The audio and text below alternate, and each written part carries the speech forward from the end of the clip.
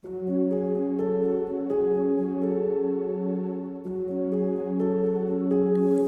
darkness, my old friend.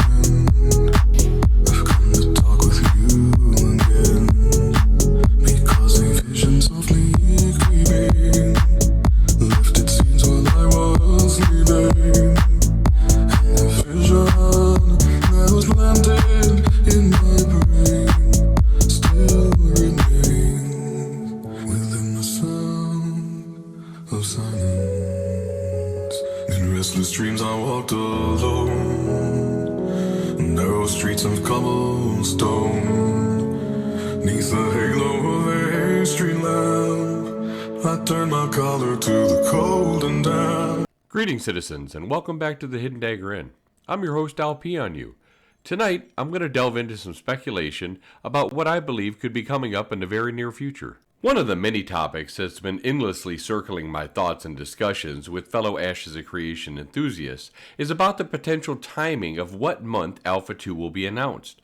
Despite the absence of official announcements or any confirmed personal experience with spot testing, the prolonged silence and lack of recent information makes me lean towards a late September timeline.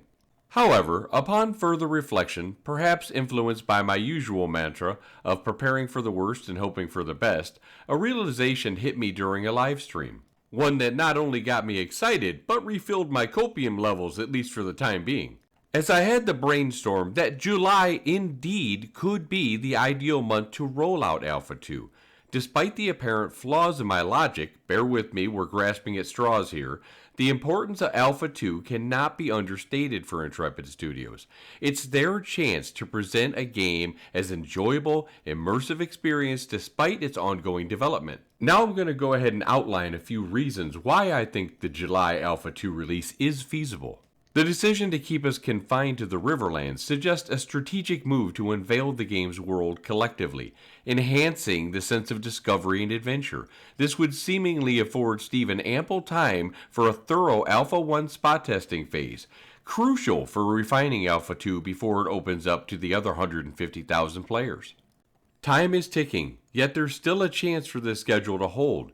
If the roughly 10,000 players in Alpha 1 got in during April, this would give Intrepid 3 solid months to really hammer down the details for a successful Alpha 2 launch, in what I believe will be late July. And since spot testing is something that cannot be discussed while doing it, the general public won't know what's going on behind the scenes. And it's worth pointing out that spot testing is exactly what it sounds like. That means it's going to be intermittent testing.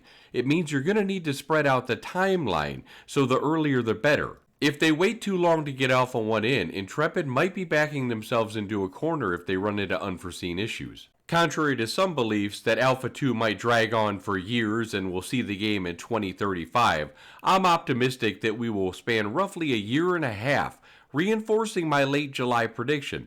Assuming the continuation of monthly live streams continues, it's plausible Intrepid will tease future Alpha 2 content, necessitating a wealth of content sufficient for about 18 months to sustain community engagement and excitement. The build-up to Alpha 2 has been significant, with the company's growth to nearly 200 employees and more on the way, signaling a more organized launch approach, possibly with more promotional activities than we've seen with Alpha 1. The strategic content revelation aims to captivate the audience, maintaining control over the narrative by selectively showcasing new features, from unshown biomes to the raid groups doing new story arcs, social organizations, node and castle sieges, to monster coin and events and possibly unannounced archetypes which we have not seen yet. There's also a vast array of content to explore, additional features like arenas, bounty hunting, how treasure hunting works, deep sea fishing, and incentive for guild versus guild activities. And last, but certainly not least, the highly anticipated naval reveal. And if we're real patient, we might even see a Tolnar in there somewhere. This allows Intrepid 18 months to show off this diverse world awaiting players. The key for a successful launch lies in polished gameplay loops and secondary systems,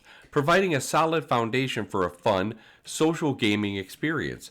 It's about getting the core right and progressively enhancing the game post-launch. Leveraging alpha testers on the new testing server for feedback to make continual improvements and also flesh out the new content before it's released. This approach not only circumvents the pitfalls of prolonged development as we've seen with other projects, but also aligns with the anticipation for a dynamic launch schedule. Speculating a July Alpha 2 leads to the prospect of a game releasing around November or Christmas of 2025, November being a prime time for launching games. Personally, I have a slight preference for December, aligning with Steven's penchant for the festive season and my own desire to escape the cold of Chicago, envisaging a grand launch event in Vegas. So that's my take, veering from the initial September predictions and hopefully a July Alpha 2 scenario.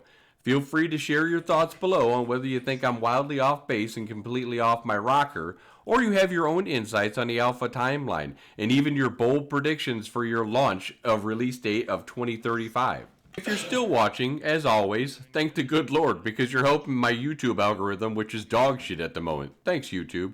Also, if you enjoyed my crazy speculations, consider hitting that like and subscribe button, so it'll encourage me to do more of these. Hopefully I won't have to too much longer, because we will actually be testing a game. Maybe. Also, if you're a degenerate like me and always want to talk ashes, come check me out on my Twitch TV every Saturday at 5 p.m. Central Standard Time and talk some ashes with me. You can also come to our community Discord at the Hidden Dagger Inn. Alright guys, we'll see you later. Take care. Work complete.